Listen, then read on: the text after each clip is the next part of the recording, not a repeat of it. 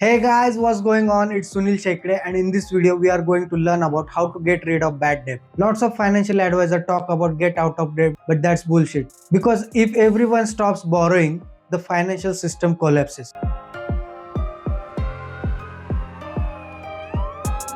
Listen, debt is not the problem. Your strategy to manage the debt is a problem. See, first of all, you need to understand not every debt is a bad. There is something called as good debt and there is a bad debt. Now, what is a good debt? Good debt is something that is paid by someone else, and bad debt is something which is paid by you with your hard work, blood and sweat. Rich people understand the power of good debt and they use other people's money to build the assets which produce cash flow for them. So your focus should be how can I leverage other people's money and how can I get out of the bad debt. See, debt is a two-way sword. It can either make you extremely rich or it can make you extremely poor. So you need to use it carefully. Hey guys, what's going on? It's Sunil. If you're watching this and if you think you need help, the best way to get hold of me is just shoot me a WhatsApp message on 9955320909. I'll say it again, 9955320909. I'll help you with whatever you need. I got your back for life. Now let's get back to video. Now why I'm saying when financial advisor says get out of debt is stupid, because it's all confusing. See, you need to understand how the money works, how the financial system works. In 1971, when US President Nixon took the dollar off the gold standard, it means dollar or rupees or any other currencies in the world is no more linked with the gold. What does that mean? They can print as much as money possible, and whatever the money they are printing, it is a debt. So for the money to exist in the market, it has to be borrowed by someone. So when you have a credit card, there is no money in the credit card. As soon as you make the purchase, you are creating new money out of it. Now the key here is for what purchase you are swiping your credit card. Are you buying assets with your credit card, or are you buying liabilities with your credit card?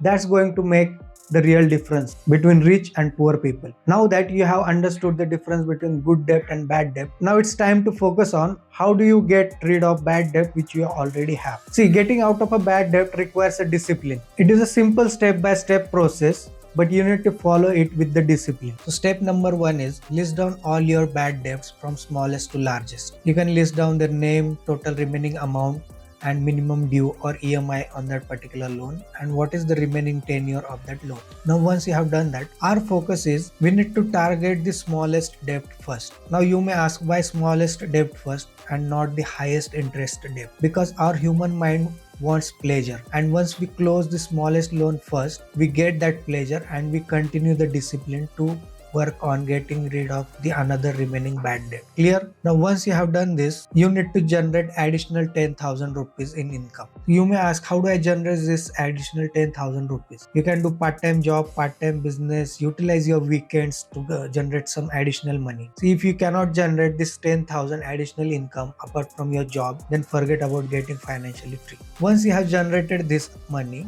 what do you do? Step 3, you need to focus on the smallest loan. So pay the minimum due on that loan plus additionally generated income. In this example, so minimum due was 11,000 plus additionally generated 10,000. So total payment on that particular loan you will make as 21,000. Now continue this process every month until this loan is closed. Once the loan is closed, it's time to celebrate because you have knocked off the smallest debt first. Then focus on the next smallest debt. So minimum due amount on your next smallest debt plus minimum due on previous debt you used to pay and the additional 10,000 you have generated. So combining all these three, you have to pay 46,000 on the next debt and close this off and repeat this process. Simple formula is close the debt, celebrate and roll that payment to the next debt. Most important rule here is you should not acquire any new bad debt in this process. That doesn't mean that you cannot acquire any good debt. See, your debt elimination strategy should not affect your investment strategy. You can acquire as much as good debt and create assets with it which will put additional cash flow in your pocket. Now what do you do with the money which is left after clearing all your debts? Simple. Invest that money in cash flowing assets which will help you get financially free faster. In this process, keep in mind that you need to pay yourself first. See, the difference between rich people and middle class people is rich people pay themselves first, whereas middle class people pay themselves last after paying everybody else first. So you need to set aside some money for your financial freedom before you pay anything else. In one of the video, I have talked about how do you manage your money, and there we have discussed about the 6 jar system, in which we first deposit 10% of money in our financial freedom account. So that's called paying yourself first. Why paying yourself first is important? So even if there is no money left to pay to the creditors, still you pay yourself first, because creditors will come after you. That will give you new motivation to make some more money. There is one pro tip here. See, life is unpredictable. We don't know what's going to happen.